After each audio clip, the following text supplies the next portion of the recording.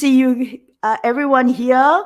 We are live on YouTube, Facebook, and LinkedIn. It's so exciting how technology has allowed us to reach so many people on so many different platforms. So before we begin, I would like to invite you to pop in your comments if you're on LinkedIn and YouTube and Facebook, the comment section.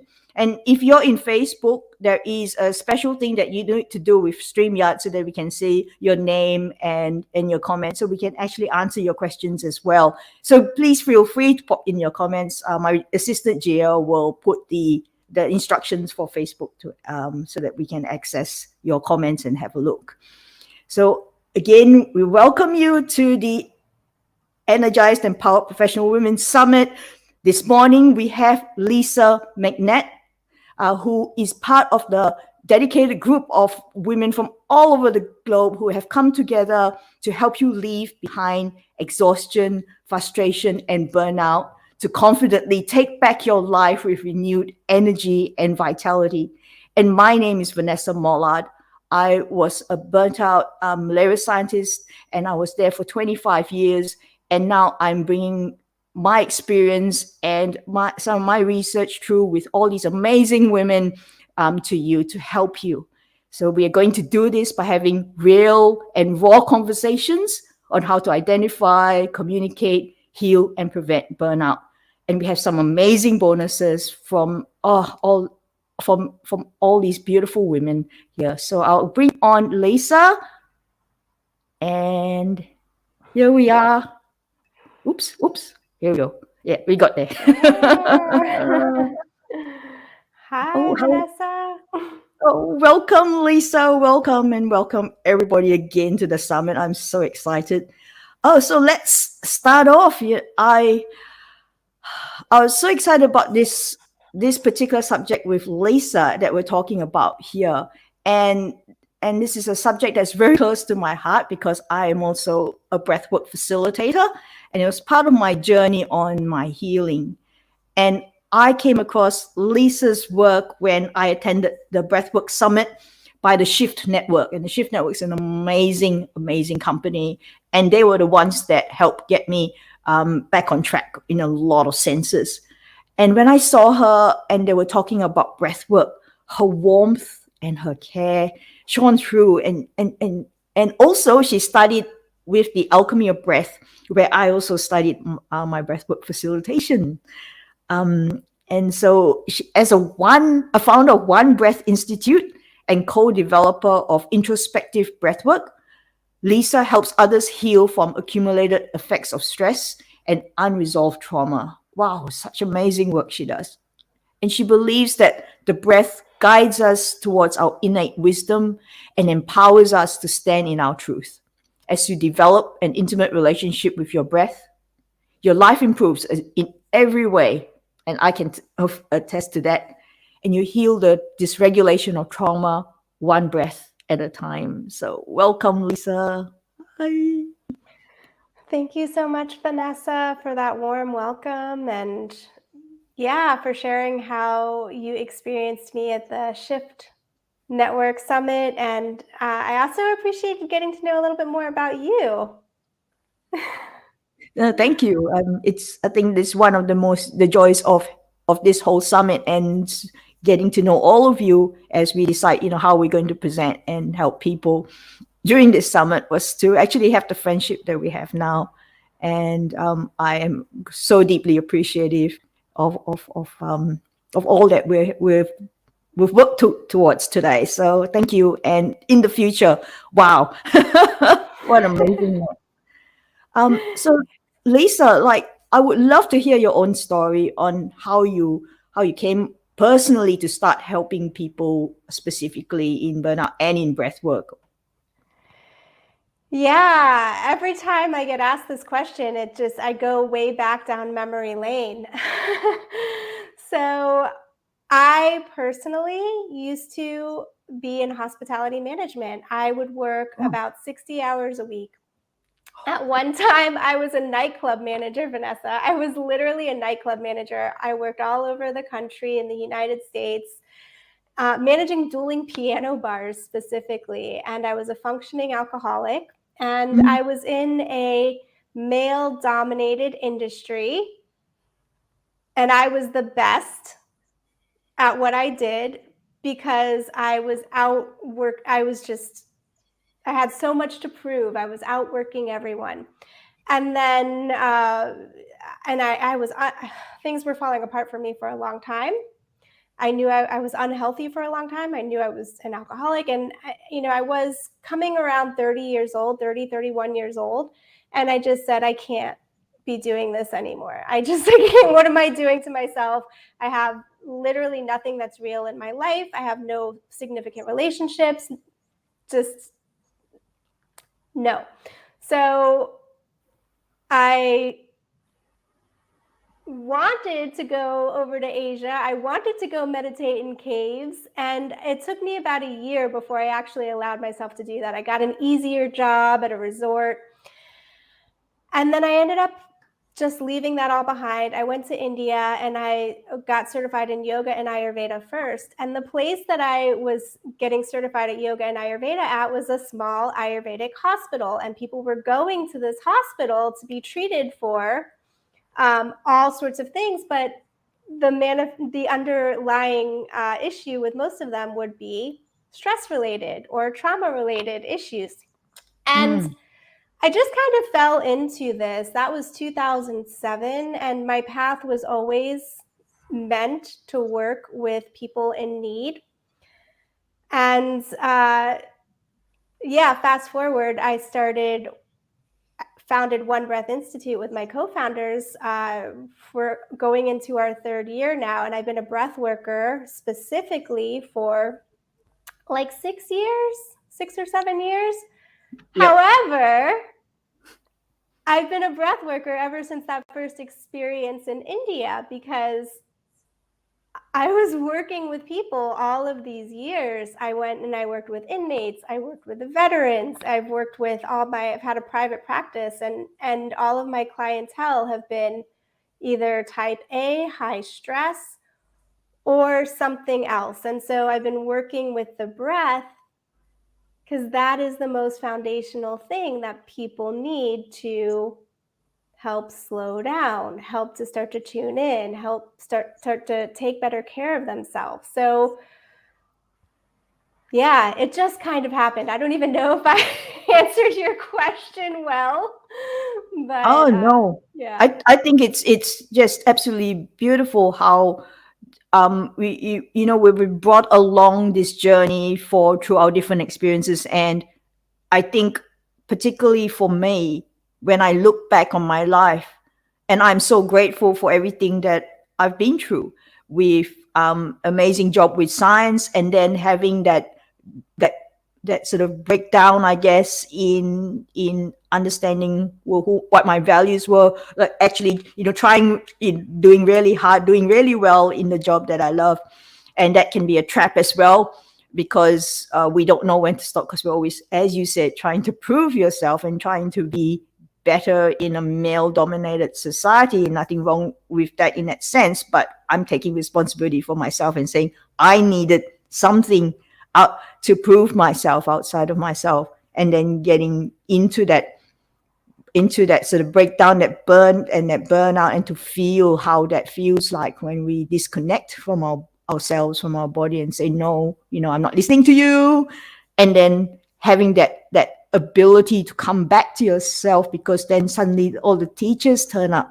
When the student's now willing, you've been beaten down, you're going, all right, okay, I'm willing to listen. And your journey is reflecting this. And now you're coming here to help everybody through your institute and through your breath pumps, which is absolutely, it just reflects my journey as well. And it will reflect everybody's journey here who is listening as well, that there is some part of it that is going to shine within you. And now we're going to help you to bring that out with what we're speaking about. And I'm really fascinated with, because I'm a breathwork facilitator, so I like breathwork, and I know how amazing it is. And I was looking at your, when you were giving your talk with the Shift Summit, and you talked about introspective breathwork. Would you be able to give us an insight into what introspective breathwork is, what it is, and and how it flows into your belief and your journey in your life. Yes, absolutely, because that's exactly what it is and what it and what it and what it does. I'm laughing at myself because when I found conscious connected breath work, which we don't need to dive into much there, but when I found conscious connected breath work, that was so transformational for me. And so conscious connected breath work is a big part of the breath pattern that we use in introspective breath work. However, it's more the philosophy, it's more the system. What I found through my personal journey and through working with literally thousands of people now consistently is that we, especially women, but most of us in general, we are seeking external authority, right? We go to all these other experts. So we go to an expert, for body work, or for the doctor, we need to listen to what the doctor says. And sometimes we do, but sometimes we don't. So introspective breath work is the whole philosophy, and the whole system is about recognizing that you are your own healer, period. You are the one who holds within you all the answers that you need to find, all your inner wisdom. You are the one that holds within you. We have a unique set of blueprints, each of us. We're all here to be different people and to have our own individual contribution into this world. And if we don't tap into who we truly are and allow ourselves to be that, let ourselves to come through, then we're all missing out. We're all missing out. And so introspective breath work is creating a moment-to-moment relationship with your breath, but it's also so much empowering of people, and so much permission giving. So we include movement, we include belief work. It's a deconstructing of beliefs. So how do you facilitate a person to come to the point of connecting with what they actually need for themselves, what's actually true for themselves, and then embody and walk and act that? And so we've got a lot of different tools in introspective breathwork to support that process. Wow. Yep. And it sounds very, very much like a system that I came to in my own head that leads me into how I lead my life, and how I also share with my clients as well, which is exactly those concepts of being aware of who you are. So you're aware of your patterns, your beliefs, what your limiting factors are, what's the shell that you put on around yourself, and just to be aware of that, and to have that with, and to be conscious of that with compassion and kindness and curiosity, and to embody that. And you're bringing that embodiment into it, which is really important. When we talk about embodiment, everyone, we're talking about actually feeling it in our body. Breath work brings that into our body, as Lisa says, and help, and bringing that movement to, it's all part of coming back to our bodies. This is what we're meant to do, connecting all those nervous systems together, and then giving that space and that surrender to that whole process. So that's absolutely beautiful, Lisa. And I guess your journey really helped to bring that all together for you as something to help people with. Yes, so I'm a yoga instructor twice over. I'm an energy worker. I'm a licensed massage therapist. I'm a craniosacral therapist. Wow. I'm a life coach. So the certifications, it was all have lots of certifications, lots of years of study, and as I mentioned, I went into working with. I had a great mentor when I was going into a women's prison. I went into a women's prison for 2 years, and the program that we brought into the women's prison was a modified MBSR program, which is created by John Kabat-Zinn, mindfulness-based stress reduction. So it was modified specifically for the women who were in the prison program. And I could okay. So I learned a lot. Yeah, I'm wanting to bounce around. I've just learned so much by having the opportunity to work with people and see their experience, in addition to the education that I've received, and in addition to my personal process. Yeah, my personal process. And so, yeah, all of those different modalities and all of those different ways, especially being a facilitator in every modality. So somebody comes and they say, well, you're the expert, or am I doing it right? Right? Like, you're the expert. Am I doing it right? What should I be doing? What do you suggest? And I probably drive people mad all the time because I keep just spinning it back on them, right? Like, we're just going to keep, you tell me what is best for you. Like, you tell me. Yeah. And that's scary. I completely understand. That's scary when someone asks me, so, it's back at you, what do you really want? It's like, I don't know. No one asked me that before. And so it sounds like, just listening to all these people have really brought you to being able to help people identify that they are the hero in their own life, that they are the healer in their lives. Wow, Lisa, that's incredible. Love that. Yeah. Sitting with that.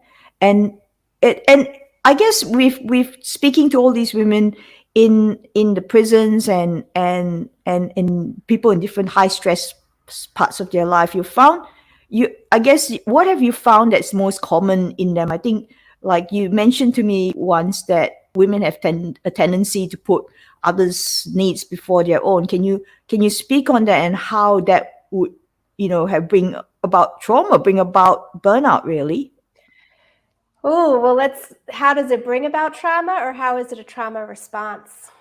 Both. I would really love to, because I put my needs in, I put needs of others before me first, and now I realize that was actually counterproductive. So if you could speak on that, that would be fantastic. Thank you. Absolutely. Yes, it's consistent. It's consistent. So yeah, I mean, now we train people to be breathwork facilitators, and like I said, I work with all kinds of people, people of all different socioeconomic statuses. And something that is consistent, regardless of your socioeconomic status as a woman, is that tendency to think that other people's needs or other things in life are more important than the self. And maybe, too frequently, women don't even have the capacity to even imagine that it's okay for them to take time and space to explore their own needs. We feel guilty for doing it, or we feel like we have to, we have to XYZ, all of these things. And so, how is that traumatic, or how can it cause trauma? I mean, it leads to burnout because this body has needs. You, as a woman, have very specific needs on all levels. You have your deepest desires and dreams that somebody when you were young told you that you could never reach, or you could never manifest, or that was silly. You have your physical body is always speaking to you, or maybe you feel like you have to put your children first, or you have to do, compete against other people for work. And so when we are not putting ourselves first, some of the scientists on here will give you the scientific things that happen underneath that, but we get sick, we break down, we get exhausted, we get irritable. And the reason I said the other piece is is, does it cause trauma or is it a result of trauma? Because oftentimes, even when we're very young, we can come out being very small children and fall into being a caretaker for a sibling or a caretaker for an elder or a caretaker. It's just something that can happen as a female. And when we fall into that caretaker role in such a young age, that's traumatic in itself. And that's creating a situation, as I was saying, where we never even knew that we had a choice. We never even knew that we had value or that we were allowed to take up space, especially if you were in a place where it's like children are seen or not heard, or little girls are supposed to act this way or smile. You look better when you're smiling, and then you learn that you're just supposed to go through life a certain way. So all of these things, just, they do incredible things to the psyche, and yeah, they do incredible things to the psyche. And so when I start working with women, it's like oftentimes they don't even know what they like. They don't even know what they like. They don't know what kind of clothes they actually like. They don't know what kind of food they actually like. They don't know what kind of music they actually like. And just giving a little bit of permission to say, like, hey, you can take 30 minutes on a Saturday and do whatever you want. Sometimes I get met with so much resistance on that. And that's the piece that I want to just really emphasize and really bring through, is that, you know, we hear this, we've probably all heard this analogy of you can't pour from an empty cup, right? You can't pour from an empty cup. Well, here's the way that I see it. Your cup should be flowing over so much that you don't have to pour it at all, because it just naturally flows out and you don't have to do anything. And that only happens, I'm going to poke some holes here, or I'm going to poke some wounds in the bear, not intentionally, but that only happens when we focus on ourselves first. Literally first. Somebody else can wash the dishes. Somebody else can do all the things, or your house can be a little bit dirty. Doesn't have to look perfect. Can be a mess, right? The whatever beliefs there are that pull when I say you can have 30 minutes on a Saturday for yourself, and you think about all the things you need to do, they're not really they're not as important as you think they are. So this is the deconstructing of beliefs. So I kind of went all over the place there, Vanessa. No, that's something that I believe too, because I was putting everyone else first. And what that does is that you forget to rest, or you think rest is a weakness, or you think rest is just something that is you're not supposed to be doing. And so you keep going and you keep doing. And you keep doing and going, okay, what can I do next? What can I do next? And we tend to, as carers, as people with big hearts, and women are, we are born with big hearts. So, and we just want to nurture people, and we think, okay, we have to keep going. So let's go and do stuff for everyone. Let's do it. Let's do. And as we get caught up with that, and we forget that actually flipping it the other way is that if we be for ourselves or do for ourselves first, then we have the energy and the consistency and the love, as you say, it overflows. And I think then we don't get overwhelmed. We don't get resentful of how we help others, of how we are. So I fully understand that. And I noticed that in my life too, that once I started to go, okay, in the morning, I'm going to take my time to get ready, to do my breath work, to stretch, to lie in bed for 5 more minutes because I can, and to say, I love you. And then I'm ready to say hi to everybody, and everything that flows on me for the day, I'm resilient. I can go, okay, I can see it for what it is. I don't get angry at people as much as anymore, because then I'm more sort of, I guess, not on alert all the time. And yeah, I just find my relationships are so much better, and then I serve better. Yeah. Yeah. Yeah, I Yeah. just like, oh, I serve better. Oh my gosh. Yeah. Yeah. Beautiful. Oh, Thank you for sharing your personal story. oh, you bring out so much in my story as well. So it's fantastic to chat to you about this, because it's really raw and it's real. And yes, you are. It is poking holes in our beliefs and who we are. That sometimes we have to be a little bit uncomfortable too. Um, Yes.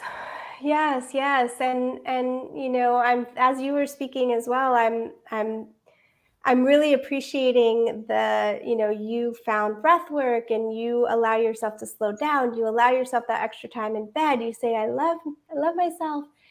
And I started thinking about how sometimes as women, we even go about our self-care in a to-do list kind of a way, or we even go about our self-care in a very energetic way. And so one thing that I want to mention about stress is essentially pressure on the body systems that creates a reaction. And so stress is not all bad. We have good stressors. Good stressors are exercise, right? When we exercise, we are stressing our system. If we lift a weight, we're exercising that muscle, and then the muscle needs rest in order to actually build and get stronger. And so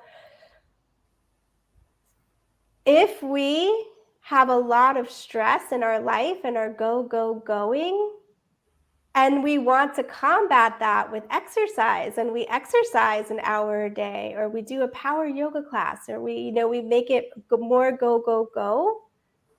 A lot of people don't realize that that's just contributing to the breakdown. yep, yep, I get it. Yes. Wow. So That's, yeah, let's learn that for a bit. That's true. Thank you. And from so we found, I guess you found that as you mentor people through the breath and through rest, just one step at a time, you found that that really helped them to heal, to start coming back to themselves, to to realize that they are the ones they need to look after themselves first. yeah, yes. It's a very consistent theme. Even people coming into our facilitator training and our practitioner training, they're coming in because they're healers and helpers. They want to come in and they want to help people. But the first step of our facilitator training is your personal journey, Wow. because you need to really experience it first in a way that you probably never have before. And some people come through, I don't need that. I've done all the healing, and then, a few weeks in, they're like, oh, maybe I did have some things to do, because it is once we start really, really slowing down and really tuning in more and more, the space is there. Sometimes, when we come to a place, sometimes we just run ourselves to burnout, breaking down. And have you ever noticed, or some people in the audience might have had this experience, you go on vacation and then you get sick, Yes. right? So you Yep. go on vacation, you get sick. It's not being on vacation that got you sick. What happened is you're finally slowing down and stopping. And so your body is responding in the way that, it's like, okay, thank you for slowing down. Now we're going to be sick because Yep. we've been going too much. It's the too much going and all the stress that's in the body. So that's an important thing for people to be aware of as well. And so when there's space, that's what I wanted to say. When there's space, then that space is there, especially when there's a healing space, a very healing and safe space. Things that have been lying dormant, maybe forever, have the opportunity to now start coming to the surface. And do you think sometimes people don't, I'm talking about myself here, so I did not want to give myself space because I was too afraid sometimes of what might come up, because whenever I sat down, I often heard for myself, you should be doing something else, you're not worthy, you're not good enough. And it's the courage and the strength to face those voices in your head and to say, what is that about? Where is that coming from my personal experiences? It's in that space that we heal and we know what we need to do for ourselves. And then this is why I feel that your work and also everybody that we're speaking to this week, they are each of you bring a special gift in all of you. And it takes us, our own individual person, to realize which teacher, which person can open my doors for me at this point in time, because there are different layers and different parts ourselves that will require, and we need to listen to ourselves, to give yourself that space. So that's beautiful, Lisa. Thank you so much. And as part of giving us that space, would you be I would be so grateful if you could bring us through a quick practice of helping us in that space to come back to just ourselves and to ground and to have a bit of a rest so we can connect with ourselves at this time. Thank you. Yes, absolutely. So, yeah, you can sit, or if you're standing, you can stand, no problem. And let's take a moment to bring the shoulders up. Shrug the shoulders towards the ears, and then we'll bring them back and down. Yeah. Let the elbows and the wrists soften, and maybe close the eyes if that's comfortable for you, and just start to notice your breath, breathing in and out through the nostrils. Feel the cool air on the inhale inside your nostrils. And feel the warm air inside the nostrils on the exhale.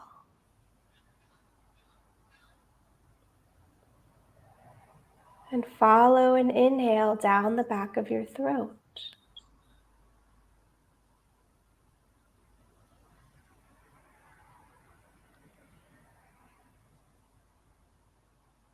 And why don't we bring one hand to the heart or to the belly, whichever feels better.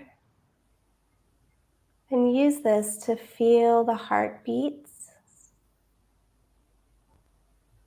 This heart which never stops beating. Feel the warmth of your hand on your chest.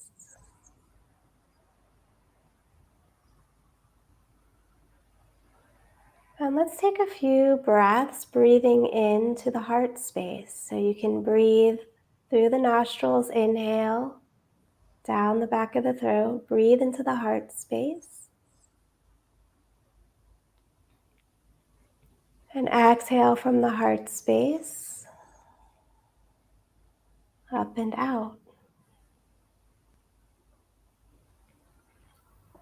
And let that breath, as it comes in and through the heart space, let it go into your hand as well.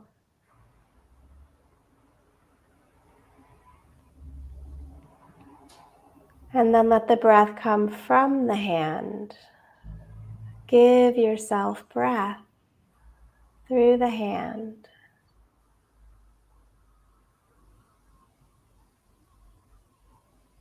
Take a few more breaths.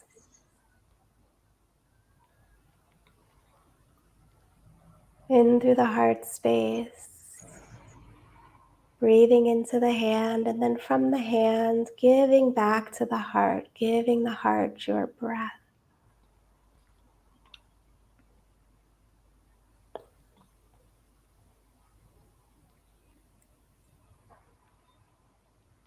And notice your body. Notice if there's any place in your body that's holding tension that it doesn't need to be holding. And just let that go. Shift around if you want or need to.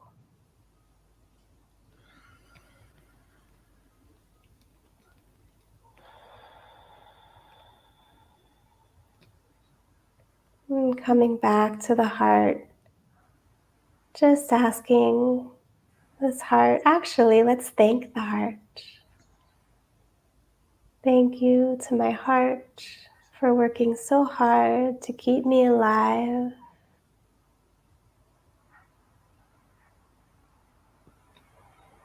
And then asking the heart, is there anything you need from me today? Is there anything you need from me today?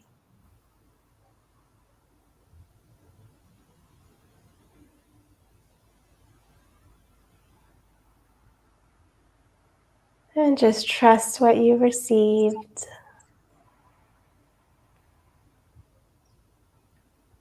And when you're ready, we can release the hand and gently open the eyes.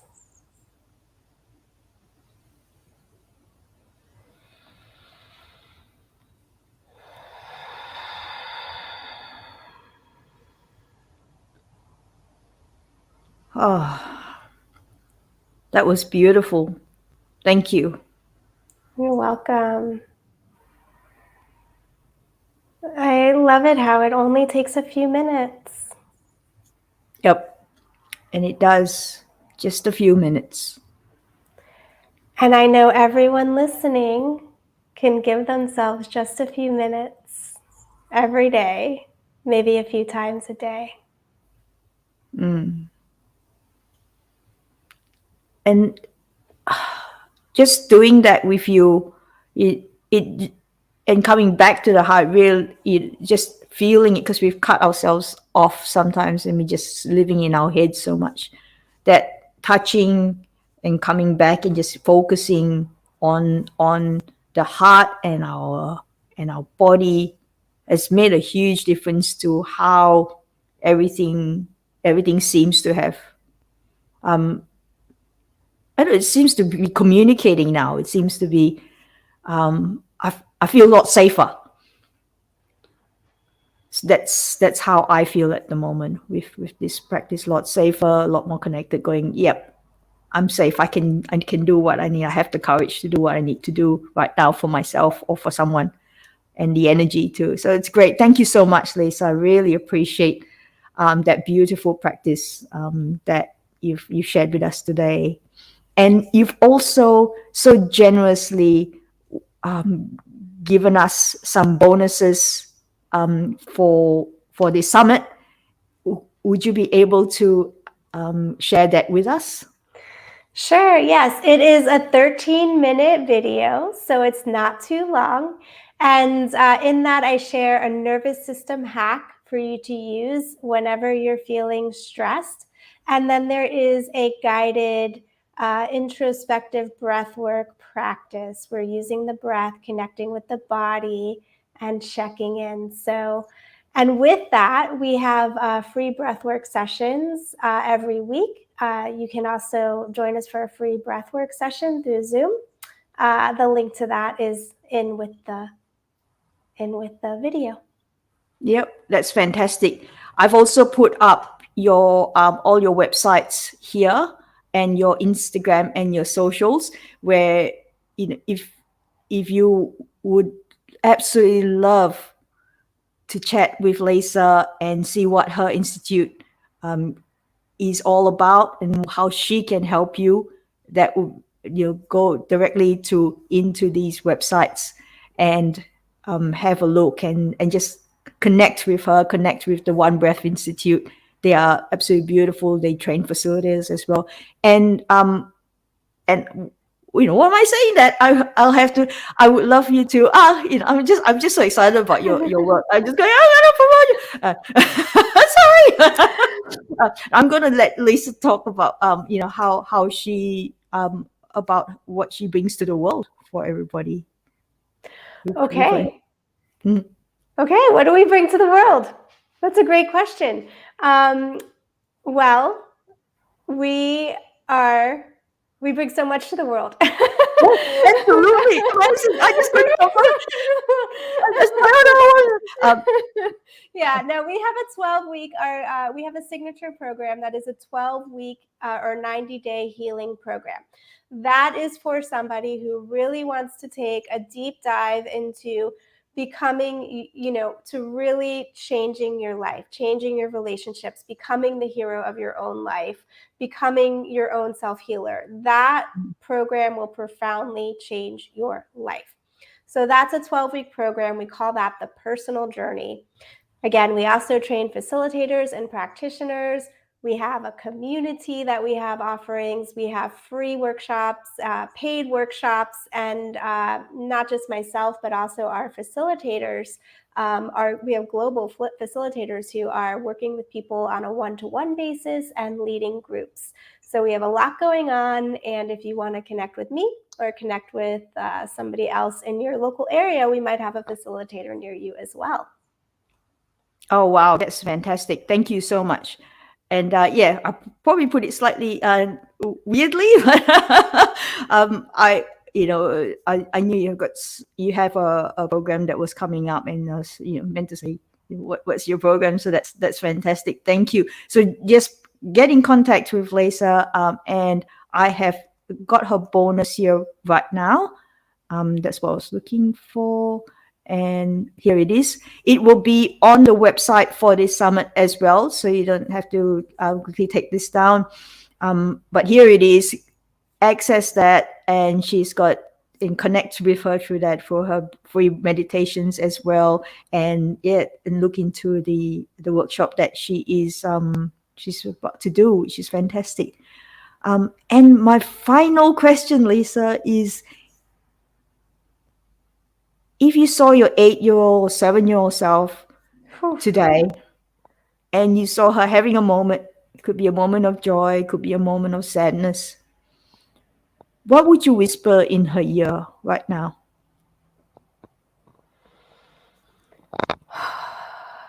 You are a precious creature of love.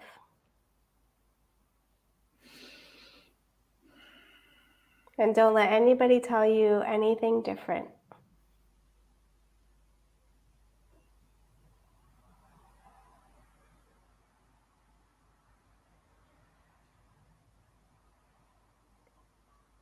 Thank you. I can feel that. I can hear that.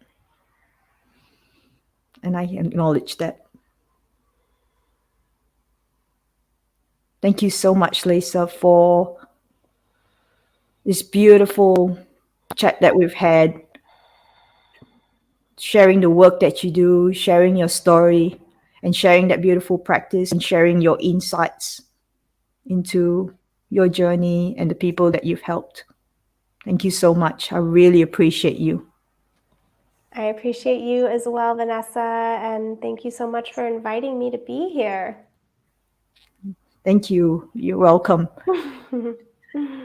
And everyone, if there is someone that you know might resonate with this chat today that I've had with Lisa, please feel free to share this video with them. Feel free to share this summit with them. There's so much in here that and so much expertise and a net of women that are here to help you and to support you and to love you, to know that you are precious.